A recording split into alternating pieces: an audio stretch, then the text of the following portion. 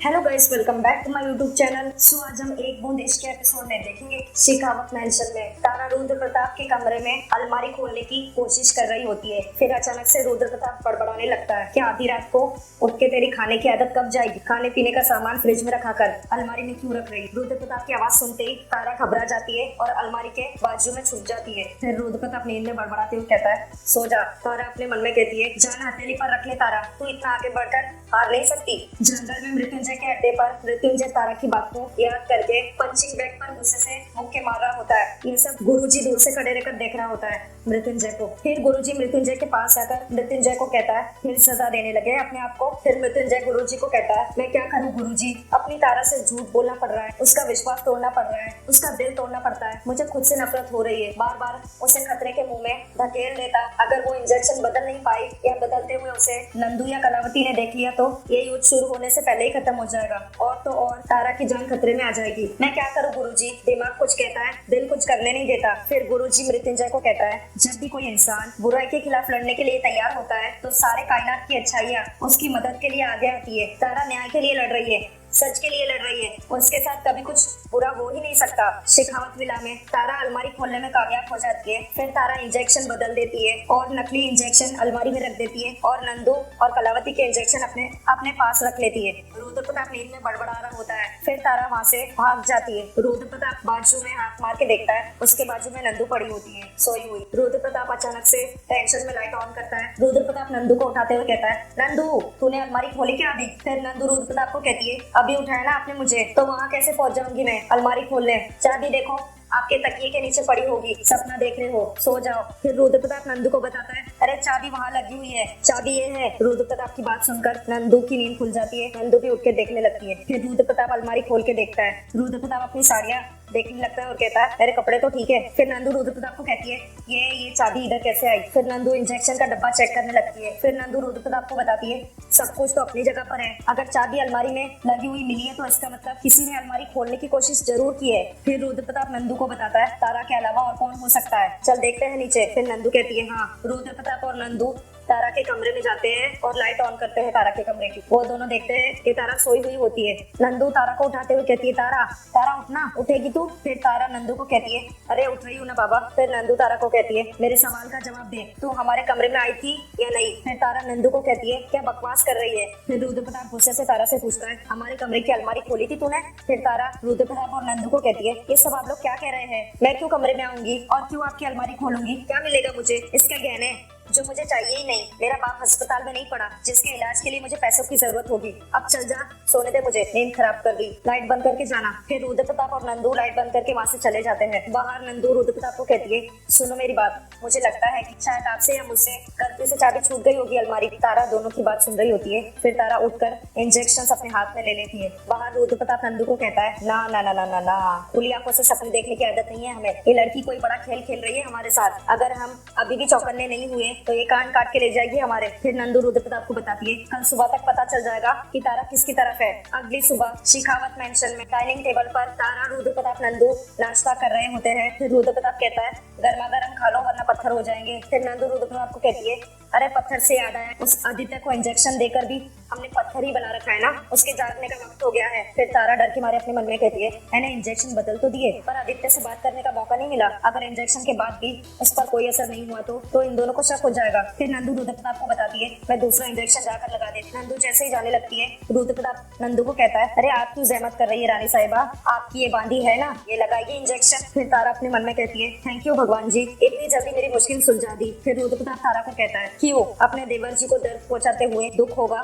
फिर तारा रुद्र प्रताप को बताती है, बिल्कुल नहीं होगा। नंदू जानती है अब मेरा उन लोगों से कोई रिश्ता नहीं, ना मेरे मन में उन लोगों के लिए हमदर्दी है और ना ही कोई दया। अरे जब उन लोगों ने मुझे अपना नहीं समझा, मुझे इतना भला बुरा बोला तो मैं उन्हें अपना क्यों मानूं? फिर नंदू तारा को कहती है, अच्छा तो मतलब तू देगी आदित्य को इंजेक्शन? फिर तारा नंदू को बताती है, बिल्कुल लगाऊंगी, मैं उसे अपने हाथों से इंजेक्शन दूंगी। मुझे आज भी याद है उस दिन होटल से लौटने के बाद उसने मुझे कितनी कड़वी बातें बोली थी। जब उसने मुझे अपनी भाभी नहीं समझा तो मैं उसे अपना देवर मैं क्यों मानूं? इतना बोल के तारा वहां से चली जाती। स्टोर रूम में तारा आदित्य को कहती है, आदि आदि मेरी बात सुनो। देखो, फिर आदित्य गुस्से से कहता है, क्या लगता है तुम दोनों को? इतने में नंदू भी वहां आ जाती है। आदित्य गुस्से से कहता है कि तुम दोनों मुझे ऐसे बेहोश करती रहोगी और मैं सहता रहूंगा? बहुत बुरा किया तुमने मेरे परिवार वालों के साथ, छोड़ूंगा नहीं मैं तुम दोनों को। फिर नंदू गुस्से से आदित्य को कहती है, बस कर, चुप हो जा, वरना मुझे और भी तरीके आते हैं तुम्हें चुप कराने के। फिर नंदू तारा को कहती है, लगा इसे इंजेक्शन ताकि 12 घंटे तक की पत्थर की मूरत बन जाए। फिर नंदू आदित्य को कहती है, सीधी सी बात है आदि, अगर तुम मेरे नहीं हो सकते तो मैं तुम्हें किसी और का भी नहीं होने दूंगी। नंदू तारा को इशारा करती है इंजेक्शन लगाने के लिए। नंदू तारा को देखकर अपने मन में कहती है, अगर तारा ये इंजेक्शन नहीं दे पाई तो मतलब उसने जो उस दिन मुझसे बातें कही वो सब झूठ है, वो सब झूठ थी। वो अभी भी इस परिवार की फिक्र करती है। फिर तारा अपने मन में कहती है, मैं जानती हूँ नंदू मुझसे ये इंजेक्शन क्यों लगवा रही है, पर खेल अब भी खत्म नहीं हुआ है। मुझे किसी तरह आदित्य को बताना होगा कि उसे इंजेक्शन लगने के बाद कैसी एक्टिंग करनी है, वरना बना बनाया काम बिगड़ जाएगा। फिर नंदू तारा को कहती है, क्या सोच रही है, लगा इसे इंजेक्शन। फिर तारा आदित्य को कहती है, आदित्य गुस्से से तारा को कहता है, तुमसे ज्यादा गिरी हुई औरत नहीं देखी मैंने तारा। इन सबके सामने भोले बनने का नाटक करती रही, लेकिन तुम्हारा असली रूप तो यह है। तारा आदित्य को इंजेक्शन लगा देती है। फिर नंदू आदित्य की तरफ देखती है। फिर नंदू तारा को कहती है, इंजेक्शन का असर क्यों नहीं हो रहा है इस पर? फिर तारा अपने मन में कहती है, समझने की कोशिश करो आदि, मैंने तुम्हें नकली इंजेक्शन दिया है, तुम्हें बेहोश होने की एक्टिंग करनी ही पड़ेगी, वरना नंदू को पता चल जाएगा कि इस इंजेक्शन में दवाई नहीं है। फिर नंदू गुस्से से तारा को कहती है, तूने ठीक से तो लगाया है ना? फिर तारा नंदू को बताती है, हाँ नंदू, मैंने बिल्कुल सही से इंजेक्शन लगाया है। मुझे लगता है बहुत देर से इसने कुछ खाया नहीं है ना, इस वजह से दवा असर नहीं कर रही। फिर नंदू तारा को कहती है, ये क्या बात हुई? फिर तारा नंदू को बताती है, और नहीं तो क्या, तुझे याद नहीं बचपन में माँ क्या कहती थी, कुछ खाकर दवाई खा वरना दवा असर नहीं करती। इसके साथ भी ऐसा ही हो रहा है। फिर नंदू तारा को कहती है, हाँ हो सकता है ऐसा। फिर तारा नंदू को बताती है, हो नहीं सकता, हो रहा है, अब तू देर मत कर, कुछ खाने के लिए लेकर आ जा। फिर नंदू वहां से चली जाती है। तारा आदित्य को कहती है, आदित्य मेरी बात सुनो ध्यान से। फिर आदित्य गुस्से से कहता है, क्यों सुनूं मैं तुम्हारी बातें? फिर तारा आदित्य को कहती है, धीरे बोलो। फिर आदित्य तारा को कहता है, ताकि फिर तुम नया कोई खेल खेल सको। फिर तारा आदित्य को बताती है, देखो आदित्य, अभी तुम्हारे पास मेरी बात मानने के अलावा और कोई चारा नहीं है। अभी तो मैंने इंजेक्शन बदल दिए हैं, पर अगर तुमने बेहोश होने की एक्टिंग नहीं की तो ये लोग तुम्हें वापस इंजेक्शन लगा देंगे और इस बार इंजेक्शन असली होगा। फिर आदित्य गुस्से से तारा को कहता है, ये कौन सा नया खेल खेल रही हो तारा? फिर तारा आदित्य को बताती है, आदित्य प्लीज, मैं तुम्हारे साथ कोई खेल नहीं खेल रही, ना ही मैं तुम्हारी दुश्मन हूँ और ना ही तुम्हारे खिलाफ। तुम बस बेहोश होने की एक्टिंग करते रहो, सच खुद ब खुद तुम्हारे सामने आ जाएगा। अब जल्दी से बेहोश हो जाओ, नंदू कभी भी आती होगी। फिर जैसे ही तारा जाने लगती है, उसके सामने नंदू खड़ी रहती है। फिर तारा नंदू को कहती है, अरे नंदू, इतना टाइम लगा दिया, कहाँ थी तू? फिर नंदू तारा को बताती है, खाना लेने गई थी। फिर तारा नंदू को कहती है, ये सब क्या लेकर आई है खाने में, ये खिलाएगी तू आदित्य को? फिर नंदू गुस्से से तारा को बताती है, घर पर जो बनाए वही खिलाऊंगी ना, हट सामने से, हटेगी। नंदू जैसे ही आदित्य के पास जाती है, आदित्य बेहोश होने की एक्टिंग कर रहा होता है। फिर नंदू तारा को बताती है, लो ये तो हो गया बेहोश, बेकार में इतनी मेहनत करनी पड़ी। फिर तारा आदित्य के पास आती है और नंदू को कहती है, हाँ ये तो बेहोश हो गया, खाली पेट था ना, इसलिए दवा ने लेट असर किया, पर दवा असर कर गई। अब तो फिक्र मत कर, मैं 3 घंटे बाद वापस आकर चेक करूँ ये बेहोश है या नहीं। फिर नंदू तारा को कहती है, ठीक है। नंदू वहाँ से चली जाती है, तारा भी वहाँ से चली जाती है। फिर आदित्य अपनी आंखें खोलता है। फिर आदित्य अपने मन में कहता है, पता नहीं तारा भाभी सच कह रही थी या फिर कोई चाल चल रहा है। रुद्र प्रताप के कमरे में रुद्र प्रताप गुस्से से नंदू को कहता है, तेरे सामने इंजेक्शन दिया उसने आदित्य को। फिर नंदू रुद्र प्रताप को बताती है, हाँ मेरे सामने इंजेक्शन दिया उसने। फिर रुद्र प्रताप नंदू को कहता है, इसका मतलब तारा सचमुच बदल गई है। फिर नंदू रुद्र प्रताप को बताती है, और सुनो मुझसे क्या कहती है कि जिन लोगों ने उसे एक बार ठुकरा दिया उन पर भरोसा करके वो समय बर्बाद नहीं करेगी। ताज्जुब होता है ना,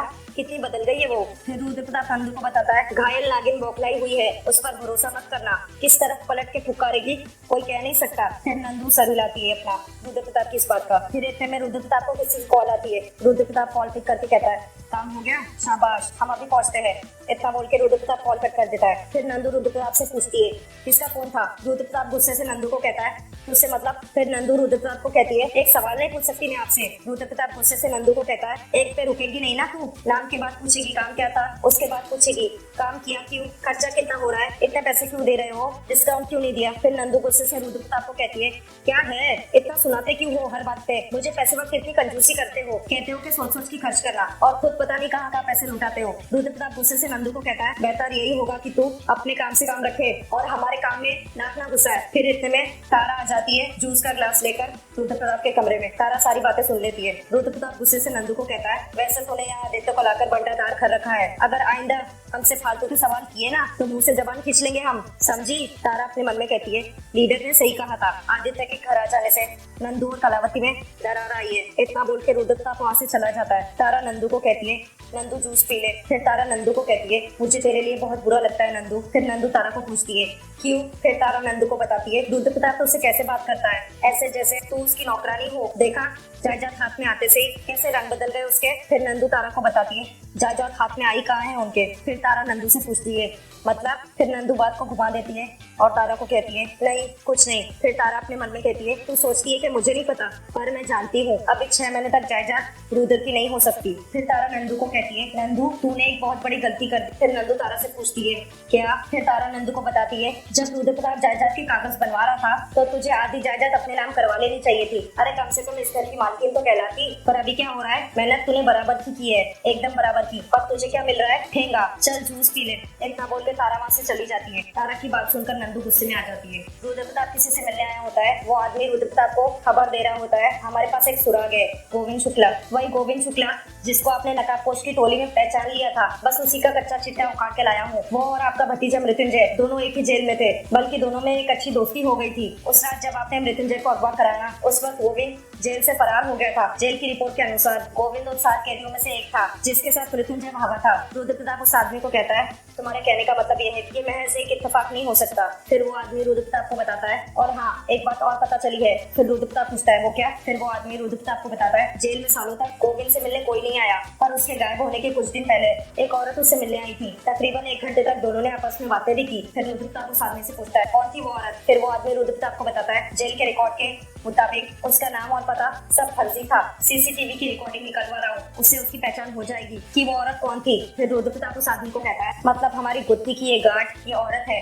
एक बार ये गांठ खुल जाए तो गुत्थी अपने आप सुलझ जाएगी। जंगल में गुरुजी किसी से मिलने जा रहा होता है और मृत्युंजय गुरुजी का पीछा कर रहा होता है। मृत्युंजय अपने मन में कहता है आखिर बाबा इस तरह छुटके किससे मिलने जा रहे हैं। निर्मला भी जंगल में आई होती है। मृत्युंजय का पैर किसी डाली पर पड़ जाता है। फिर गुरुजी पीछे मुड़कर देखता है। गुरुजी चौकन्ना होकर वहाँ से भाग जाता है। मृत्युंजय इधर उधर ढूंढ रहा होता है गुरुजी को। गुरुजी किसी का इंतजार कर रहा होता है। फिर इतने में गुरुजी के सामने निर्मला आकर खड़ी हो जाती है। गुरुजी गुस्से से निर्मला को कहता है आपसे मैंने कहा था ना कि जब तक कि हमें से कोई बुलाए ना तब तक आप यहाँ मत आइएगा। फिर निर्मला गुरुजी को बताती है हम जानते हैं लेकिन क्या करे, आखिर एक माँ है, अपने आप को रोक ही नहीं पाए। आदित्य के बारे में कुछ पता चला? फिर गुरुजी निर्मला को बताता है मैं जानता हूँ आदित्य कहाँ है, पर मैं आपको नहीं बता सकता। फिर निर्मला कहती है गुरुजी को, पर उधर मृत्युंजय ढूंढ रहा होता है गुरुजी को। फिर गुरुजी निर्मला को बताता है अब आप ये समझ लीजिए कि आदित्य वो चाबी है जिसके जरिए आप सबके लिए शिकावत हवेली के दरवाजे खुलने वाले हैं। फिर निर्मला गुरुजी से पूछती है तो क्या आदित्य को किडनैप करवाने का प्लान आपका था? गुरुजी निर्मला को बताता है नहीं, प्लान तो दुश्मनों का था। अब हम इस प्लान का फायदा उठाने वाले हैं। आपके बेटे मृत्युंजय ने एक बहुत अच्छी चाल सोची है। मेरे ख्याल से अब आपको उसे बता देना चाहिए कि आप उसकी माँ हैं। फिर निर्मला गुरुजी को कहती है लेकिन हम डरते भी हैं। मृत्युंजय इतने साल से अपनी माँ का इंतजार कर रहा है। इतने साल के बाद जब उसे ये बात पता चलेगी उसका अपनी माँ से सामना होगा, कहीं ऐसा ना हो कमजोर पड़ जाए। नहीं, ये बात हम उसे अभी नहीं बता सकते। निर्मला और गुरुजी को बात करते हुए मृत्युंजय दूर से खड़े होकर देख रहा होता है। फिर मृत्युंजय अपने मन में कहता है गुरुजी किससे बात कर रहे हैं? फिर निर्मला गुरुजी को कहती है हम उसे ये बात बताएंगे लेकिन तब जब वो कलावती के साथ ये जंग जीत जाएगा। हम भी पल पल गिनकर उस दिन का इंतजार कर रहे हैं जब हम उसे बताएंगे कि हम उसकी माँ हैं। मृत्युंजय निर्मला की बात सुनकर शॉक हो जाता है। सो गाइस आज का ये एपिसोड एक बूंद इश्क का यहीं पर समाप्त होता है। Thank you for watching.